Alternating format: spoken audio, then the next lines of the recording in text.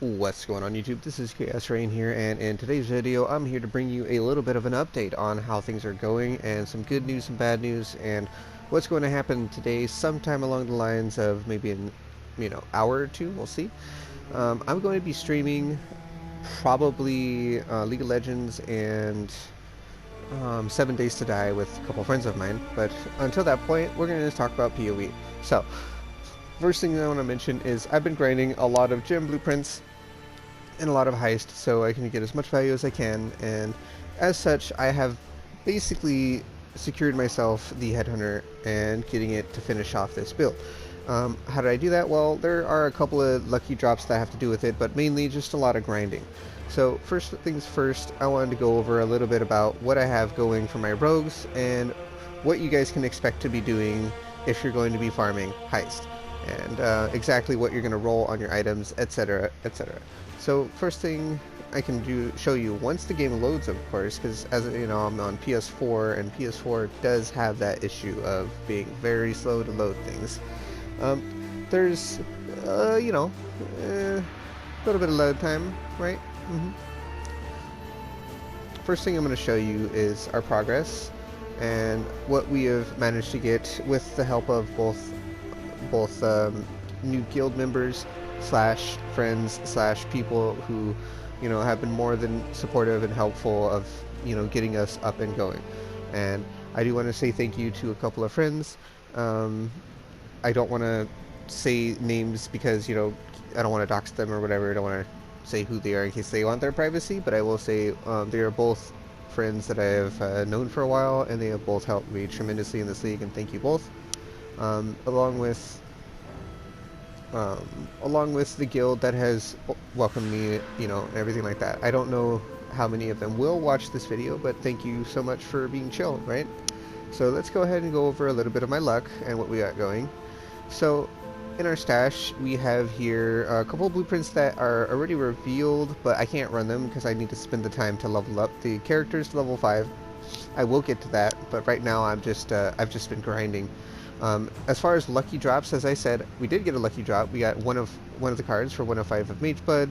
So you see here, there's one for 35x, and then I have 45, 40, so on and so forth. It looks like 35 might be a price fix, so I think 40 to 45 is going to be about the price you can expect to get, maybe even 50. And that's the biggest drop I've had all league long, and I got that out of a random divination chest in heist. So I'm most likely just going to sell this straight up, and when I do sell that, I will be extremely close to buying my headhunter. On top of that, we do have 44x saved up, and we have spent a whole bunch of chaos, but we have crafted up our helmet. Now, I say crafted up because I did craft it. I spent a lot of alts trying to hit it. This is a synthesized rarity with T1 rarity, T2 rarity. The reason we're doing this is because we're going to move down to T1 maps again, and we're going to be using the amulet that gives you quantity if you have a rare or a magic item on you.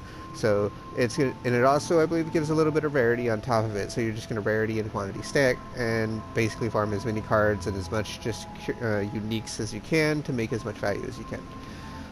Also, we have a couple of tabs now.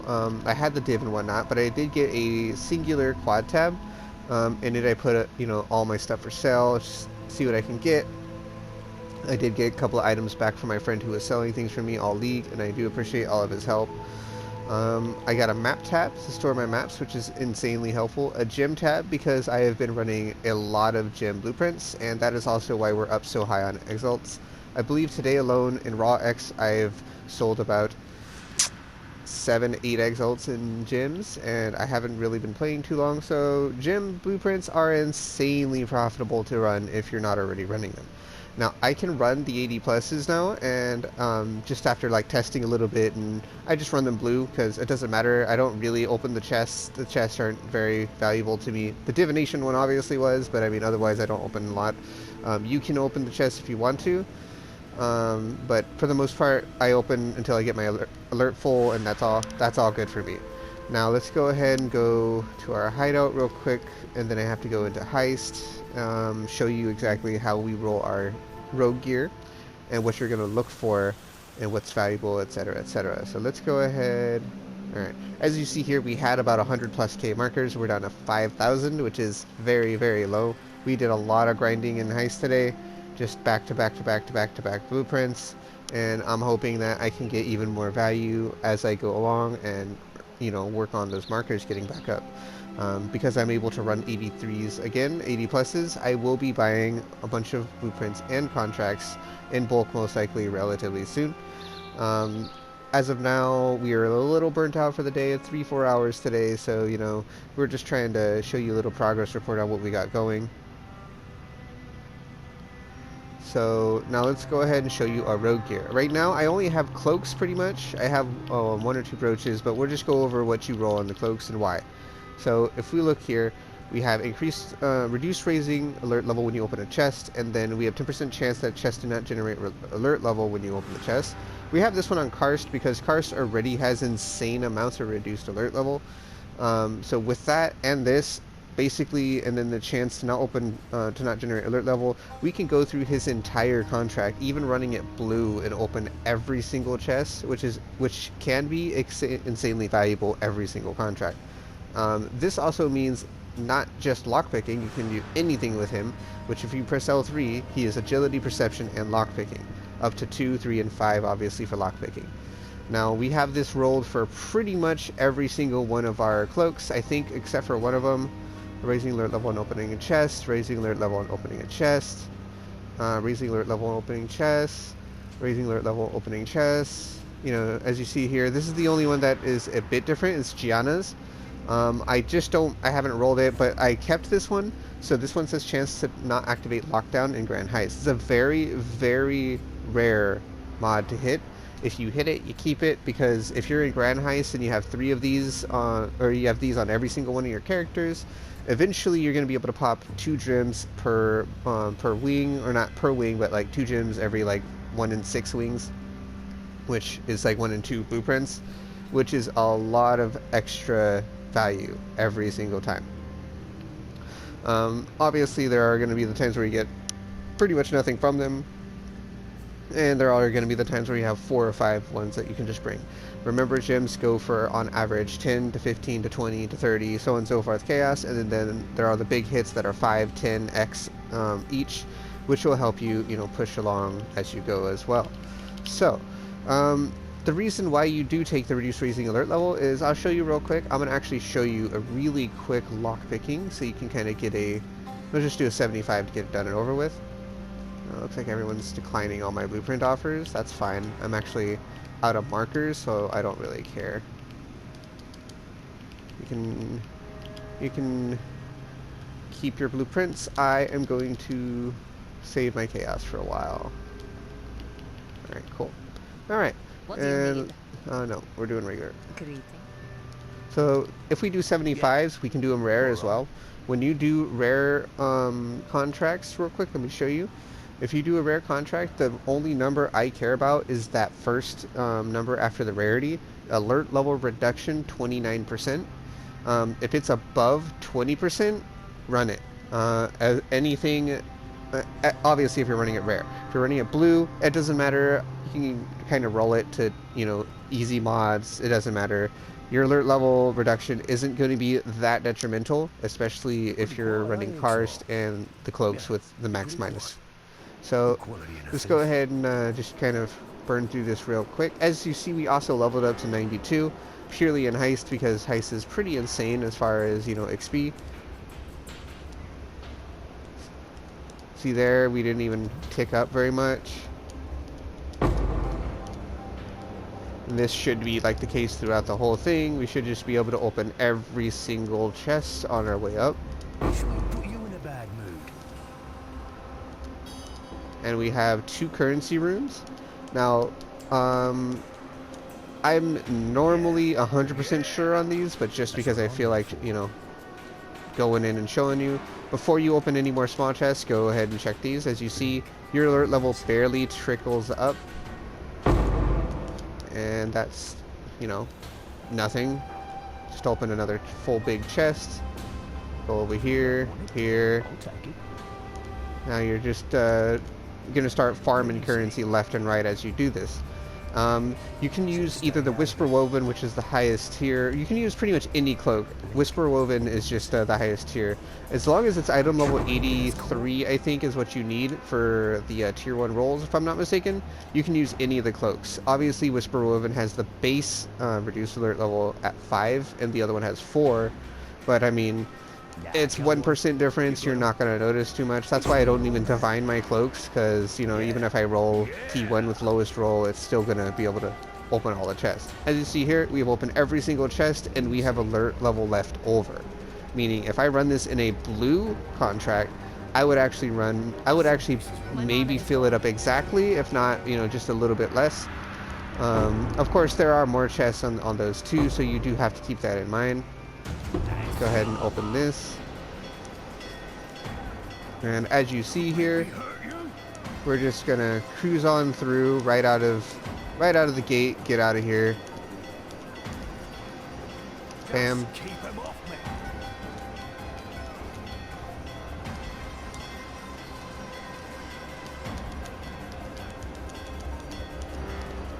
And that is that. Now, obviously, lockpicking is going to be the best one to do for this, but you can use the raising alert levels on your other characters to get them up and whatnot. But I just wanted to show you what it feels like to run lockpicking and why lockpickings on average are so expensive.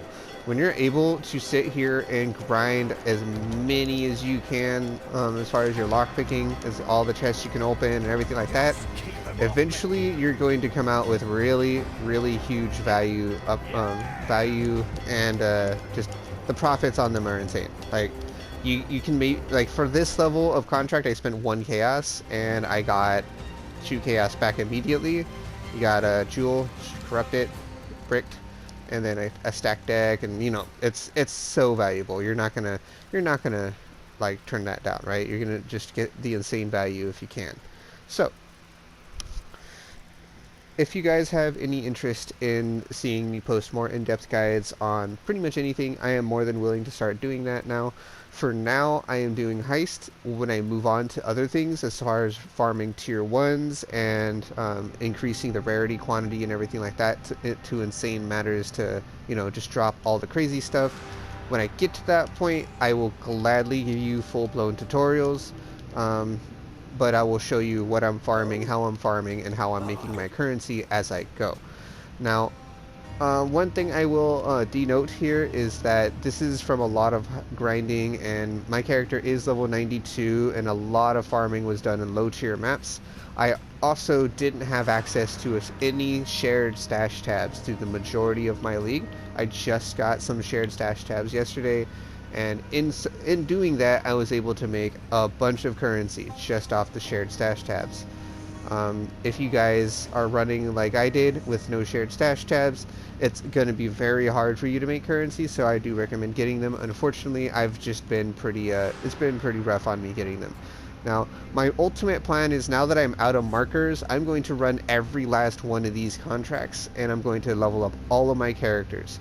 Eventually, I will probably run the other blueprints, such as the enhanced armaments, and then the replicas, and then the, what do you call it, thieves' trinkets, and everything like that, because every single one of these has some kind of value to them. Now, when you're doing, like, for example, this is a prime example. This has 11 divination rooms, and it's a 4-wing thieves' trinket. This is a perfect example of a blueprint you need to duplicate, and I will teach you how to do that once I get to that point. But right now, we're not running our blueprints, we're just running our contracts.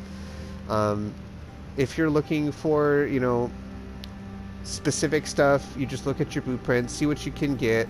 Like right here, we have some just crazy 3 currency, but it's level 68, right? So you don't really care about the currency too much, but the divination and, you know, whatnot, you're gonna have a lot of value in these, just off the crappy ones, and thieves trinkets and the enchanted armaments. So just don't be afraid to go over all of them and make sure that you can run them perfectly. As far as the rewards at the end, unfortunately, enchanted armaments is the worst one by far. You're not going to find a whole lot of value out of enchanted armaments. Occasionally you'll find cool bases, but they're just kind of bad, like just straight up. And unfortunately, Enchanted Armaments is the only one that has three, I believe, different blueprints with, or three different areas with a lot of, you know, stuff you can do. We actually have another replica or gym blueprint here. I'm gonna put that aside. But yep, we are out of gem blueprints aside from the ones that we have to level up for and the one in my inventory. Next is going to be replicas, because replicas are pretty valuable. There are some that can be big hits, 20x, 30x, maybe even more.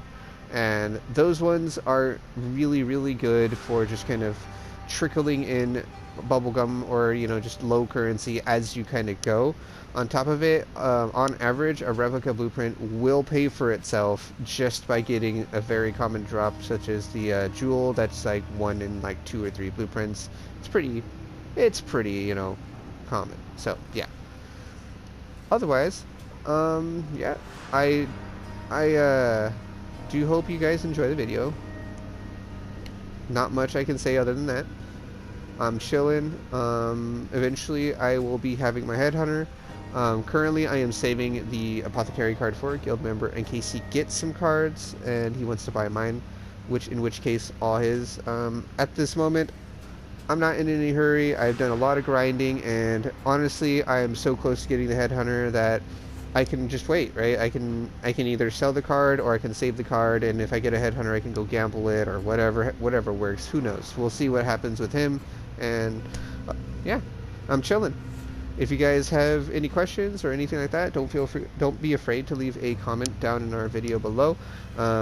If you want to support me otherwise, I do have a Patreon. As always, I will leave a link in below. Also, if you don't want to do monetary, you can just, you know, like my videos, watch my videos, hang out and visit with me and whatnot. Request help or whatever if you need it. And of course, visit me on twitch.tv/chaosreigns. As always, take it easy everybody, and have a good one.